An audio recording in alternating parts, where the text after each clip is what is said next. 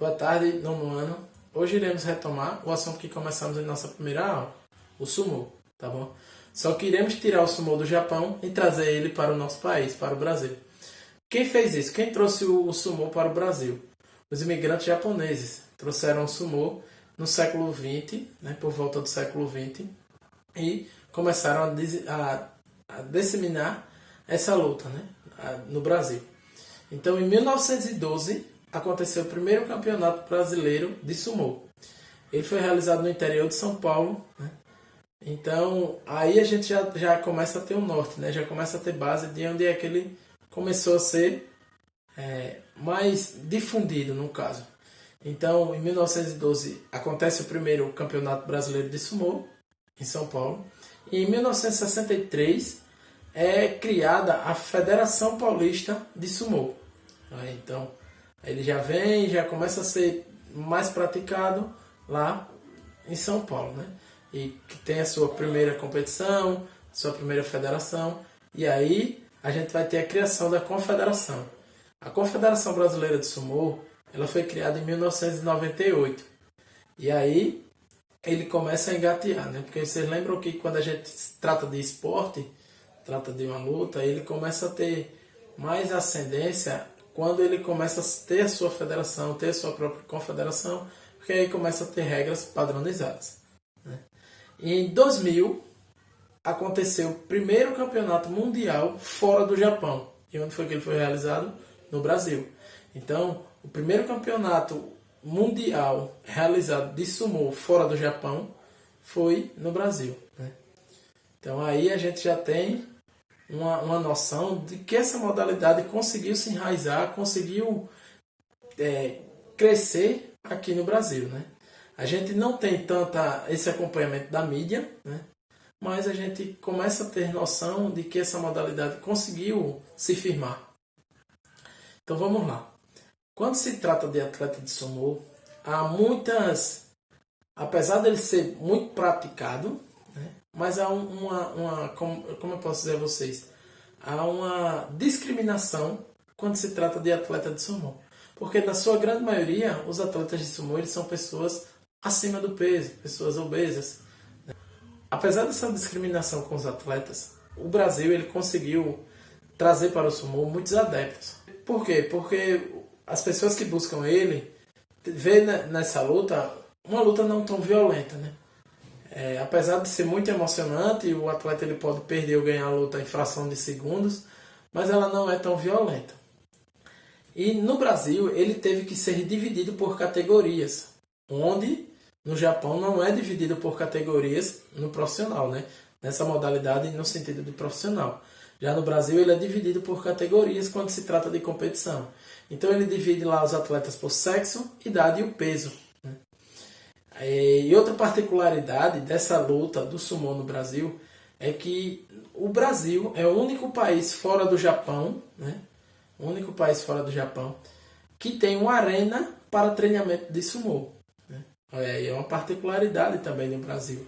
Além de ter sido o primeiro país a realizar um campeonato mundial fora do Japão, o Brasil também é o único país que tem uma arena de sumô fora do Japão.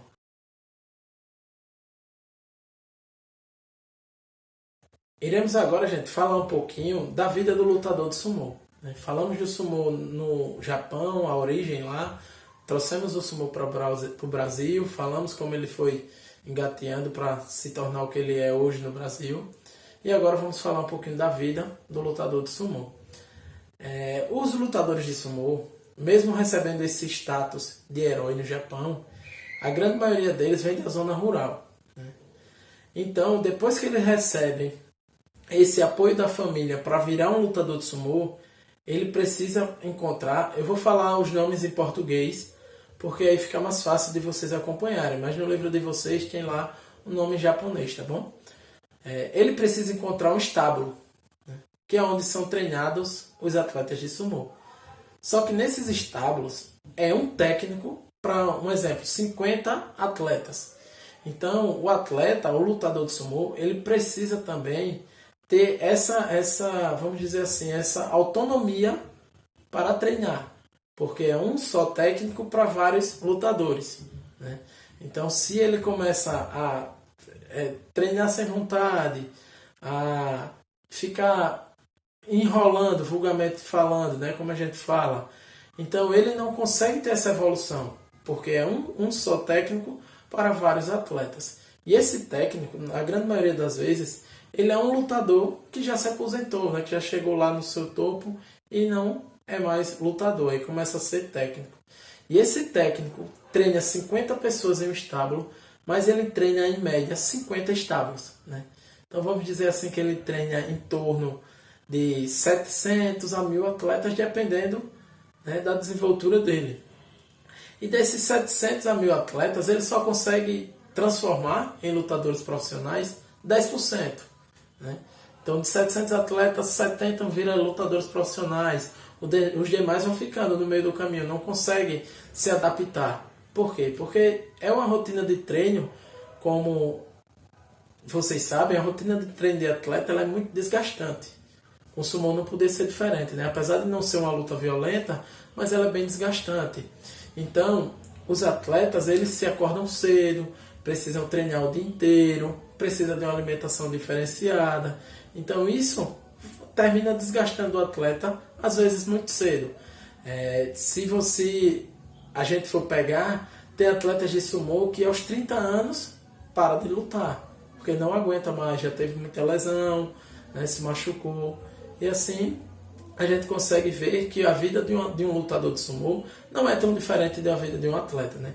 Apesar que se a gente for levar para outra modalidade, ele está parando muito precoce, né? Muito novo, 30 anos, mas aí a gente tem outras vertentes no caso, né? Além da obesidade, da grande maioria deles, os atletas chegam aí na faixa dos 150 quilos, né? Nessa faixa eles têm essa dificuldade, né? Para conseguir passar dos 30 anos conseguindo competir, né? Lutando, tá bom? Então essa foi mais uma explicação, né?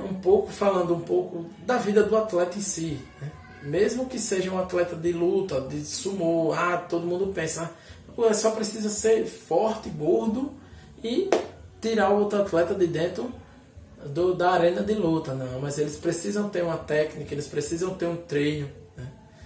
Para finalizar, gente, eu vou deixar para vocês uma atividade lá no Positivo On.